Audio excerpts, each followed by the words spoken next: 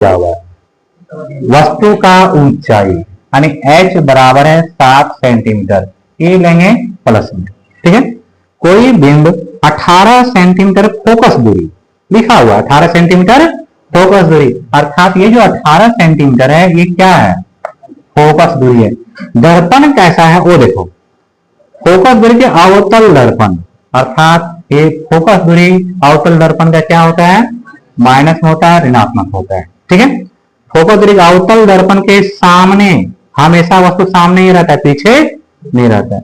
27 centimetre की दूरी पर रखा हुआ 27, अर्थात ये जो 27 सेंटीमीटर दिया हुआ है ये क्या बोल रहा है कि वस्तु दर्पण के सामने रखा हुआ, अर्थात ये वस्तु दूरी यू दिया हुआ, ये क्या होता है, हमेशा माइनस होता है। ठीक है, अब आपको पूछा गया कि दर्पण से कितनी दूरी पर पर्दे को रखें कि उस वस्तु का स्पष्ट फोकसित प्रतिबिंब प्राप्त किया जा सकता है। ठीक है, तब ध्यान रखना है, इस स्थिति को हम किरण आरेख द्वारा छापते हैं। ठीक है, दर्पण कैसा, अवतल दर्पण, ये अवतल दर्पण है, ये इसका ध्रुव है, ये इसका फोकस है, ये इसका वक्रता केंद्र है।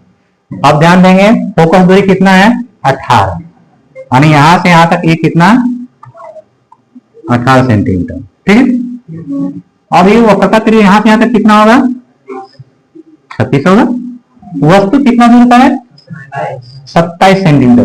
ध्यान दो भाई, ये 18 है और ये 36 है, इसका मतलब वस्तु जो है वह C और F के बीच में ही कहीं पर है। ठीक है, तो कहां होगा, मान लो यह वस्तु यहां पर है और कितना दूर पर, 27 सेंटीमीटर के दूरी पर। अब आपको पता है कि जब वस्तु C और F के बीच में रहता है तो उसका प्रतिबिंब कहां बनता है, C से परे यानी C के पीछे बनता है। अब C के पीछे कहां पर बनेगा, यहां, इधर, यहां से लेकर इधर कहीं भी बन सकता है। ठीक है, कहीं भी प्रतिबिंब बन सकता है। अब आपको पूछ रहा है कि प्रतिबिंब यहां से लेकर यहां तक कहीं भी बनेगा, लेकिन उसका स्पष्ट साफ प्रतिबिंब कहां पर बनेगा, अर्थात प्रतिबिंब का दूरी निकालना है, और जहां बनेगा हम पर्दे को वहीं रख देंगे। क्वेश्चन यहाँ पर आपको सीधा सीधा नहीं बोला कि इतना दूर पर वस्तु है तो उसका प्रतिबिंब कहां बनेगा, ये आपको नहीं बोला, आपको क्वेश्चन को थोड़ा सा घुमा दिया।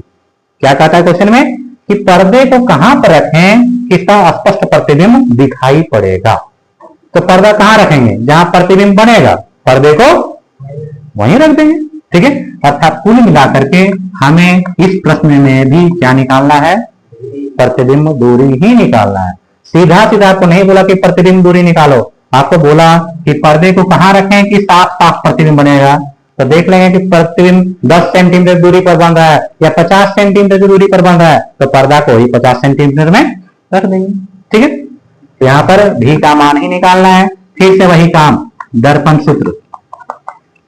ठीक है, क्या है formula, 1/v plus 1/u equal to 1/f।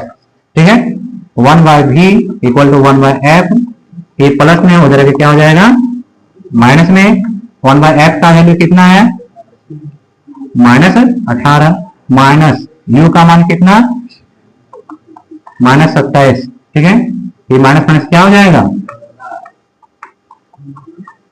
27 18 का एलसीएम कितना, 54, भागा देंगे, गुना करेंगे, -3 प्लस 2। ठीक है, 1/v इक्वल टू, देखो ये कितना हो जाएगा, -1/54, इसलिए v इक्वल टू कितना, -54 सेंटीमीटर। अर्थात प्रतिबिंब कितना दूर पर बनेगा, 54 सेंटीमीटर, 54 सेंटीमीटर दूरी पर, अर्थात यहाँ 36 है तो 54 सेंटीमीटर की दूरी पर प्रतिबिंब बनेगा।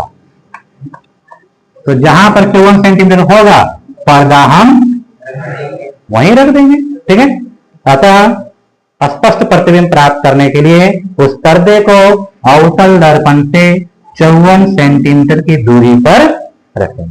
ठीक है, कोई दिक्कत इसमें नहीं, चलो कर देते।